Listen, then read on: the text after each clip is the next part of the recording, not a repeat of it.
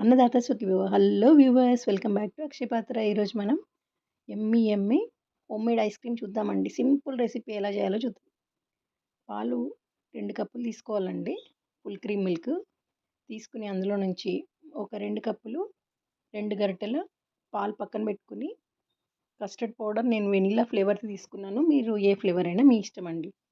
3 స్పూన్లు వేసుకొని కలుపుకున్నానండి. కలుపుకొని ఇందాక పాలు కాగిపోయాయి నాకు, అందుకని దీన్ని వేసిన తర్వాత వెంటనే ఒక కప్పు షుగర్ వేస్తున్నాను. మీరు కాసేపు అయ్యాక వేయొచ్చు, పాలు గనుక అంత వేడవ్వకపోతే. వేడైతే మాత్రం ఉండలు కట్టేస్తదండి. వెంటనే షుగర్ వేస్తే అంతగా ఉండలు కట్టదు. ఎక్కడన్నా ఉండలైనా గూడా అవి పోయే వరకు కలుపుకోవాలండి. అయిన తర్వాత మూత పెట్టి ఆఫ్ చేసుకోవాలి. మిక్సీ జార్ తీసుకుని చల్లటి పాలు ఒక కప్పు తీసుకొని ఒక స్పూన్ వరకు విప్పింగ్ క్రీమ్ పౌడర్ వేసానండి నేను.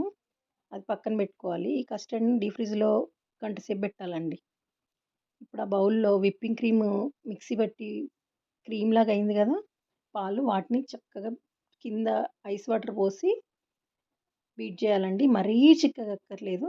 అది థిక్ అవసరం లేదు. కొంచెం థిక్ అయితే సరిపోతది. కస్టర్డ్ తీసి మిక్సీ పట్టుకోవాలండి.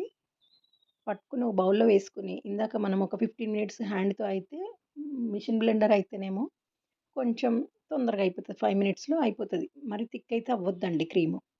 2 కలిపి చక్కగా బీట్ చేసుకొని, ఏ బౌల్‌లో అయితే పెడదామనుకుంటున్నామో ఆ బౌల్‌లోకి వేసి, మీద నుంచి కొన్ని డ్రై ఫ్రూట్స్ మీ ఇష్టమైనవి వేసుకొని, సిల్వర్ ఫాయిల్ వేయాలండి. సిల్వర్ ఫాయిల్ మాత్రం ఒక గంట సేపు వేసి తీస్తే చాలనిపిస్తదండి. లేకపోతే చాలా టైం పట్టేస్తది. మూత పెట్టి డీప్ ఫ్రిడ్జ్‌లో పెట్టుకుంటే, సాయంత్రం చేసుకొని నైట్ అంతా ఉంచేసి మార్నింగ్ తీస్తే భలే ఉంటదండి. మీద కొన్ని డ్రై ఫ్రూట్స్ మళ్ళీ కావాలనుకుంటే వేసుకుంటే అసలు ఎంత టేస్టీగా ఉంటదో. ఒకసారి చూస్తే మీరు మళ్ళీ బయట కొనడానికి ఆలోచిస్తారు. అంత బావుంటదండి.